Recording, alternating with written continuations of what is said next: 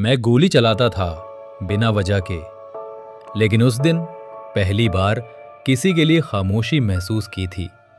नाम था उसका एम्मा। दुनिया मुझे लियो नाइट के नाम से जानती थी। लंदन का अंडरवर्ल्ड मेरा टेरिटरी था। रूल्स मेरे क्लियर थी।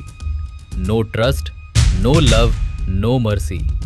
मैं डील्स करता था और लोग सिर्फ डर के मारे हाँ में हाँ मिलाते थे, और मैं किसी से नहीं डरता था। पर एक चेहरा था जिसको देखते ही मेरी हार्ट बीट फ्रीज हो जाती थी। वो एक लाइब्रेरी थी और मैं एक किलर।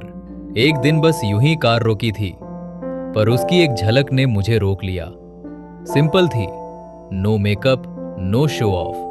बुक्स में खोई रहती थी, जैसे दुनिया से अलग अपनी दुनिया में। मुझे लगा ये लड़की किसी रोमांटिक फिल्म का कैरेक्टर है, पर मेरी लाइफ तो सिर्फ खून से लिखी थी।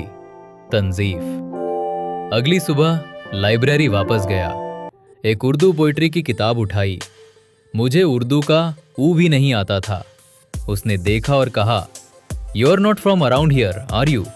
मैं बोला, I am from everywhere except piece.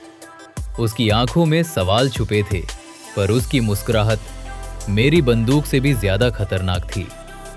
रोज मिलने लगा। पहले कोई वजह नहीं थी, अब एम्मा थी। एक दिन उसने पूछा, आर यू डेंजरस? मैं बोला, I only hurt the ones जिनको दुनिया भी इंसान कहने से कतराती है। वो कुछ नहीं बोली, बस मुझे ऐसे देखा जैसे मैं कोई पजल हूं, और शायद वो मुझे सॉल्व करना चाहती थी। गैंग नोटिस कर रही थी। लियो, जो कभी हार्ट इमोजी भी नहीं भेजता था, अब रात 2 बजे तक टेक्स्ट करता था। उन्होंने बोला, भाई तू बदल गया है। मैं बोला, पहली बार किसी ने मुझे सिर्फ गैंगस्टर नहीं, एक इंसान समझा है। उस दिन एम्मा ने सीधा पूछा, what if the ones you hurt are already forgiven by God? मैं खामोश हो गया। जिंदगी भर सब कुछ बोला, पर उस सवाल का जवाब मेरे पास नहीं था।